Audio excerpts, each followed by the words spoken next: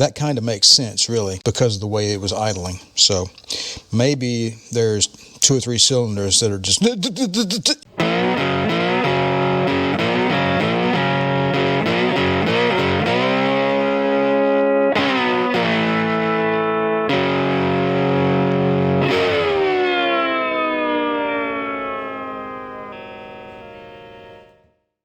All right, we're back.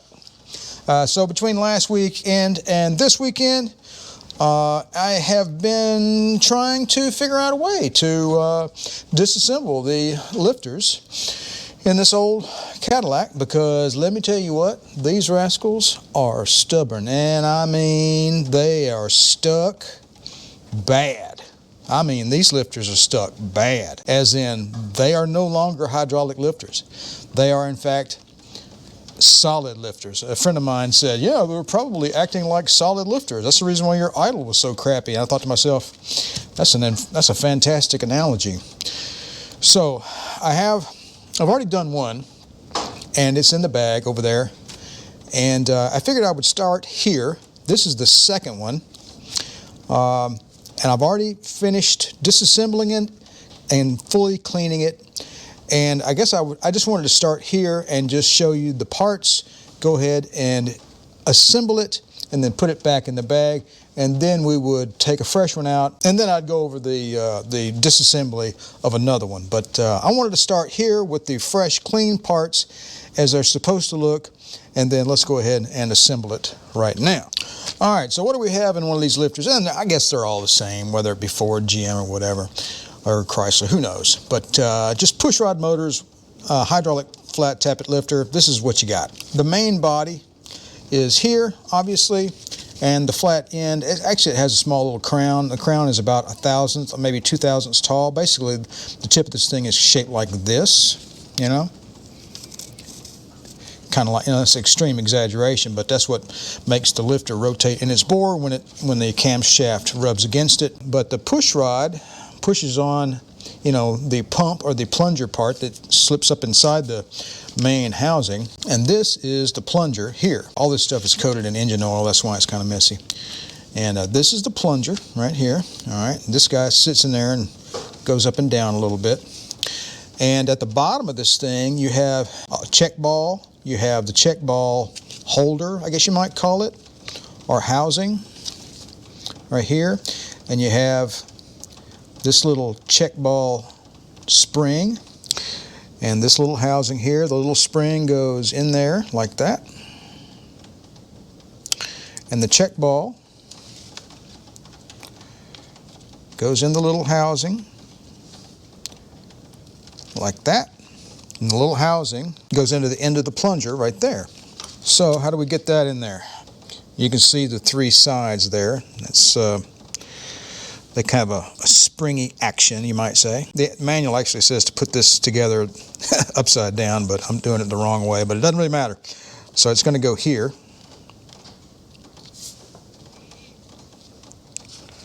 So I'm going to place that like that. There we go. You can take a pair of needle nose, probably not the correct technique, but it seems to work for me. And you can bend these, not bend them, but, you know, spring them inward a little bit. Gently squeeze until it gets seated in there. There we go. You want to make sure it gets all the way in there. It's kind of like seating a snap ring, really.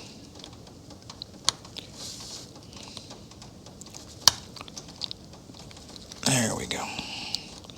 Want to make sure I get it in there. It's not like it's going to fling out of there, because the spring underneath the check ball is just really, really, really light. It's not a heavy spring at all. And that's what that looks like. Okay, it's not hard. It's just not. It's not hard. The 2 other items over here, we'll get to that in a moment. The lifter is going to pump up with oil. I'm going to give it a helping hand, and I'm going to put a little bit in the lifter, you know, from the get-go. Not much. You can't put a lot in here because you won't be able to compress it. All right, now you got a spring in the bottom of the lifter.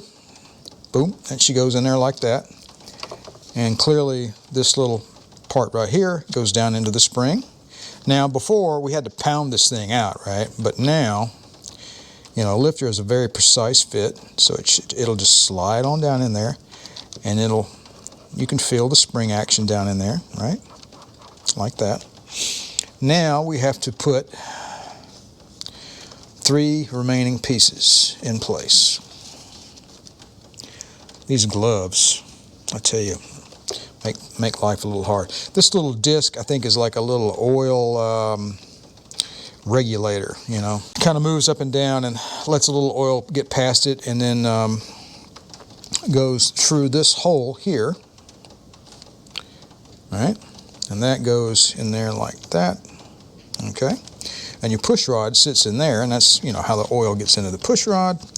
And I know people that are experienced engine guys, unlike myself, are really bored right about now. So anyway, now we have to put the little clip in.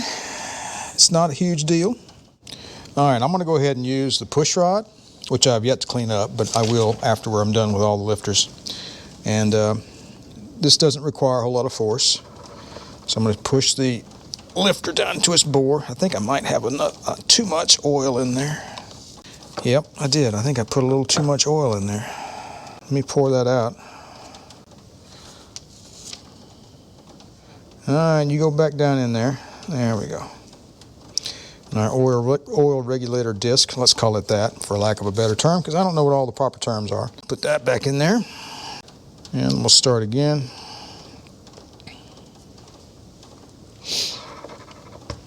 There we go. I can get it in there easily now. Get that clip down in there. There we go. Got one side on it. I can ease up on the push rod now. And then just move this guy in there like that. All right, done. There's one lifter installed. And these, I can't find any issues with these lifters. Not really.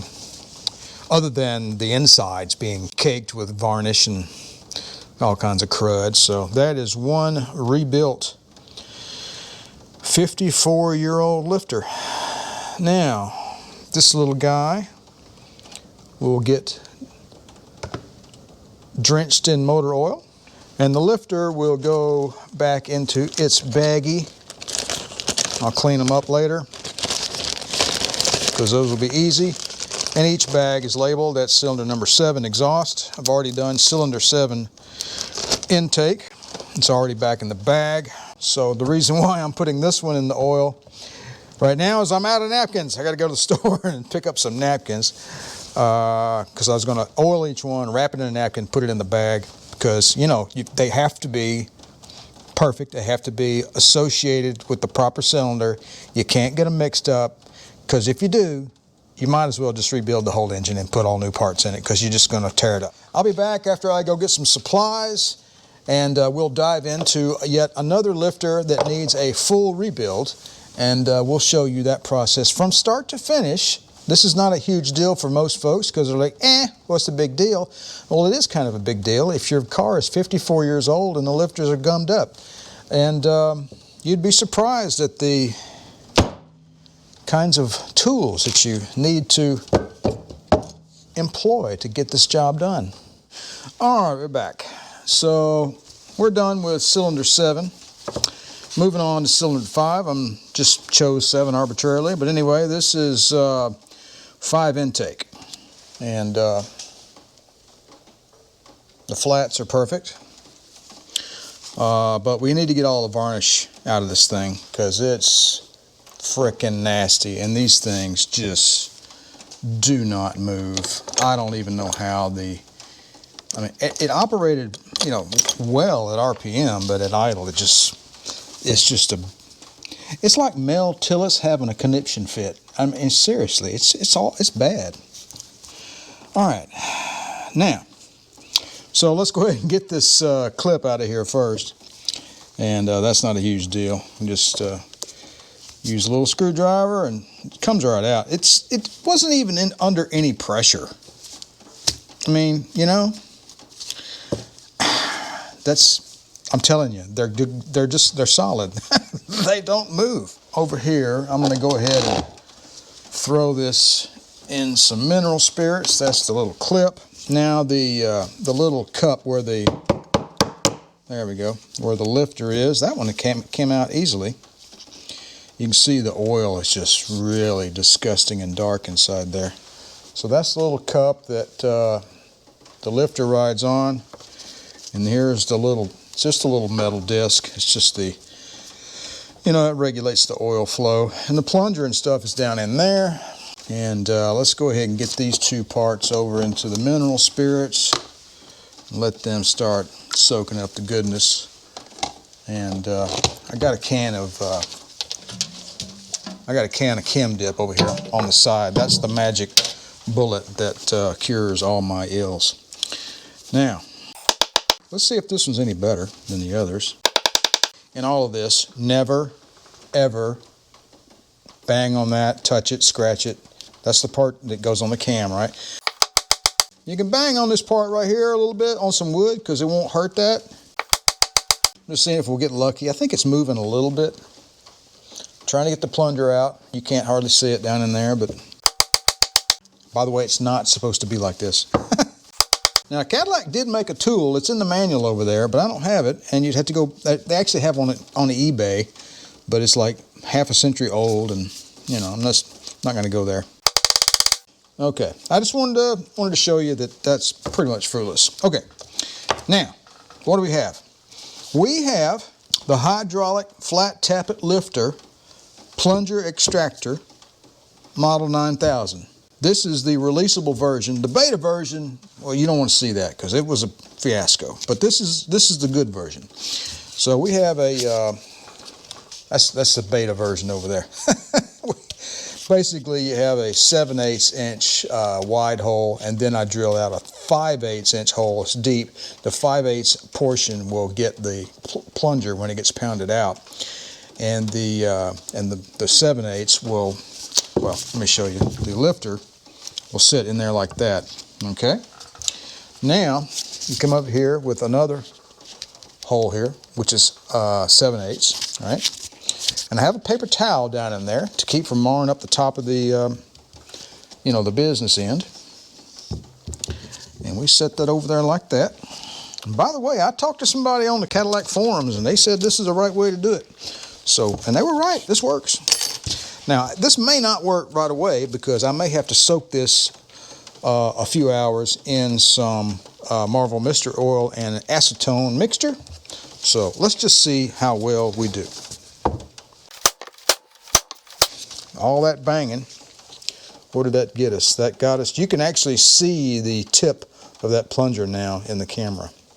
It was about 1/4 inch down, but now it's, well, it's there. You can see it. It's near the end, so.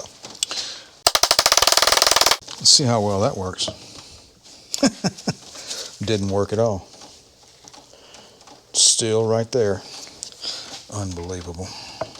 I'm probably going to have to soak it. Yes, it's loud. Now you can see it's starting to emerge. Slowly but surely. Let's cheat a little bit, shall we? This stuff here is only obtained through, maintenance shops. This is like extremely volatile stuff. And I used this for cleaning the valves in the Cadillac a couple of years ago. We'll just put a drop here. You don't want to touch this stuff with your skin or get it in your eyeballs or anything. It's really, really nasty. It just eats carbon for breakfast. God, it stinks. Made by BG, Valve Intake Combustion Chamber Cleaner, and they ain't platinum. And they ain't kidding. How about that?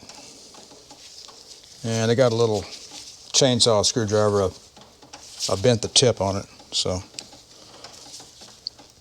let's see if we can. No, there's a little lip down in there you can kind of pull on, but it ain't having none of that. So this part will go down in the hole there. This is a piece of white oak, by the way. Hardwood. This is a piece of pine. I put the pine up here because, you know, this part you don't want to damage because the pine is soft and the white oak can take the punishment. Man, that thing's tough. All right, I think I'm gonna have to soak it for about an hour, so I'm gonna go ahead and do that and I'll be back. All right, we're back. You have to pardon the heater noise. We'll shut it off here in a little bit. It's actually the next morning. This thing's been soaking overnight. It didn't need that, I don't think. I think it just needed an hour or two. But, you know, it was the end of the day, and, well, I just went inside and had supper and relaxed. So, anyway, so let's get this thing out of the soaking juice and see what is going to happen here. Come on, baby. You can do it.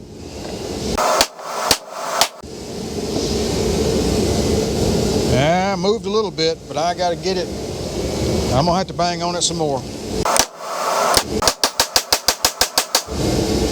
I think it might be inching out ever so slightly. All right, so I don't know why I didn't think of this before, but heat is always good, right? We can't use a blowtorch on it or anything, but maybe if I heat up the outside of the lifter, kind of simulate, you know, the engine. We use a heat gun, maybe? I moved all my chemicals. I put them over there in the corner of the shop. So I believe I see some fluid coming up out of that hole right there where the oil goes in. I don't want to blow the damn thing up. This is really challenging. I see 160 on the meter now. So we got some heat coming out of there. I see more fluid coming out of the oil pumping hole on the side. So let's take the heat off. Put her in the Slammer 9000. Hell, maybe I'm just not strong enough. That could be it too. Unbelievable. It's pretty damn hot though, this thing is. Alright, so gave that a... Let's just go straight into the Berrymans. Let's just try that. The other two were not this difficult. Of course, there is... maybe I could pound it back in there a little bit. You know, kind of go down and then back. I had thought of that earlier, but I was reluctant because of all the progress I'd made. So, I mean, let's just try it. You know, what's the worst that could happen? There we go. Got it to ease back down in there. That was progress. All right, that was the trick. Sending it back down and then coming back up. That was the trick. Yeah, we've made significant progress, I think. There we go. Yeah, it's coming out. Finally, holy cow! What a fiasco that was. You know, all right. So we're home free now, basically. There's the spring. All right, here's our mineral spirits where the other stuff has already been soaking. So let's just get the oil off of this stuff and then we'll get it over into the chem dip and we'll let it sit in there for about an hour, and that will clean this part up and then we'll put her back together. So anyway, one last thing here. We have to remove the little check ball retainer doohickey thing. So just lightly squeeze that in. There we go. With the, you know, it's not a lot of pressure. Not a lot of pressure. Okay. Note to self, do not lose tiny parts. There's the spring, there's the little holder, there's the check ball, and there's the plunger. Let's just de-oil this stuff before we put it in the chem dip. These are just some nylon brushes I bought at Lowe's.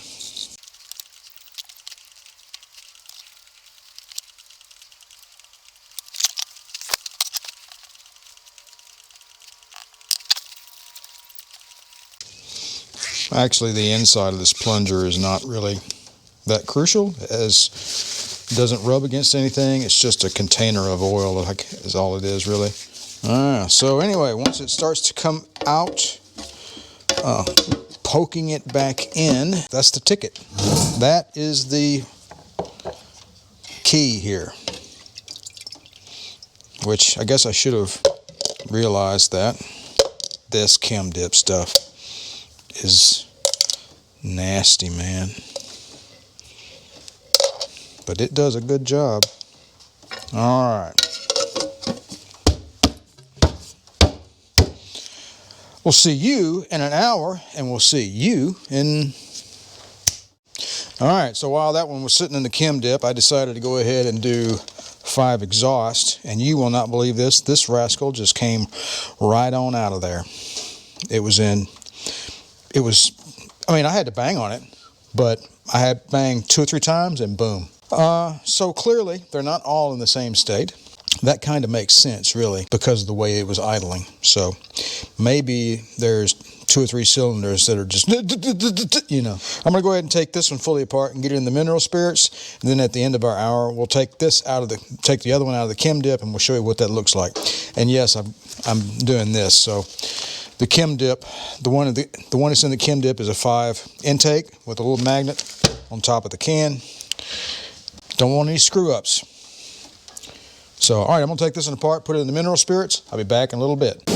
All right, we're back in action here. It's been a little over an hour, so let's go ahead and get 5 intake out of the juice.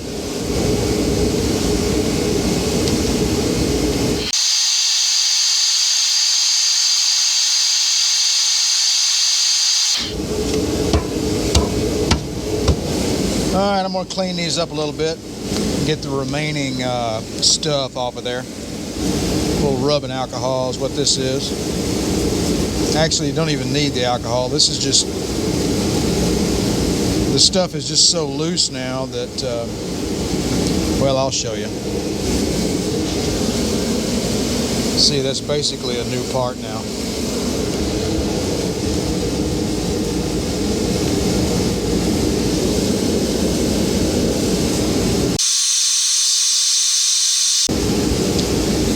New spring.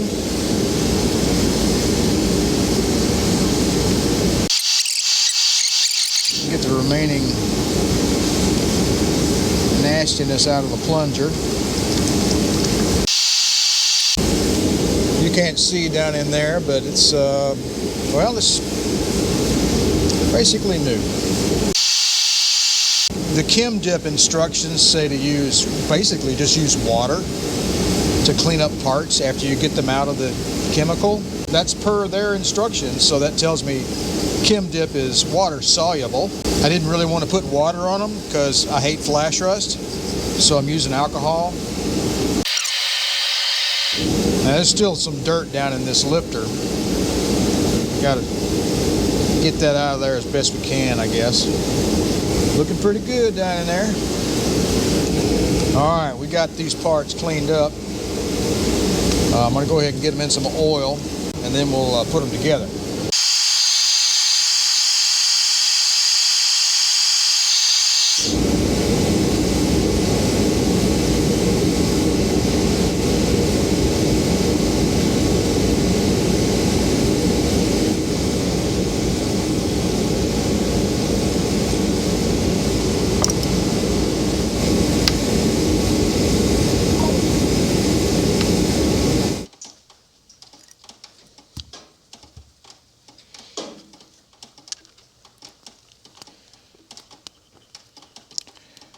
Yeah, that's nice. Functioning properly now.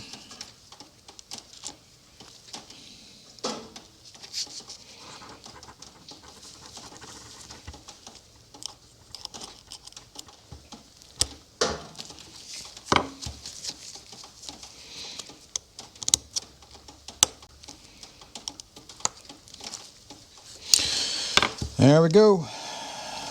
Number 5, intake, properly rebuilt. Let's go ahead and put this, well, let's put it in an oil-soaked paper towel. and we'll put it in its little baggie, and we'll continue on with our process. All right, folks, I think we're going to go ahead and call this a video. I had to step away from the old shop here this weekend to take care of some family business, so I didn't get as far along as I thought I would. However, we did come up with some really good processes to get these sticky lifters disassembled and cleaned and reassembled properly. And I've done, how many have I done? I've done a whopping 6 so far. That's all I've had time to do, for real. I've been covered up with other stuff, to be honest with you. But that's all done now. I can get back on this, and this should go, the lifter thing should go boom, boom, boom quickly now that I've got a really good process in line. I feel like we are really on the right track. I think that several of these lifters were just in a really, really poor state, and that contributed to the crappy idle on the old Cadillac here. So throughout this week, I'm going to go ahead and finish up these lifters, and then this weekend, I think it's time to pull the heads off the old 472. And what I've got in my mind is just a very basic, old school valve job. You know, just disassemble everything, clean everything up, put the little goopy paste on it, and give it the thing with the, you know, with the little stick and the little suction cup doohickey, you know, nothing fancy. I think this weekend that's going to be our plan. So you guys stick around for that. You won't want to miss it. I appreciate you guys stopping by the channel. Don't forget to like, share, and subscribe. And if you'd like to be notified whenever I release a new video, don't forget to click that little bell down below. You guys have a good one, and remember to enjoy taking care of and driving your classic Cadillac.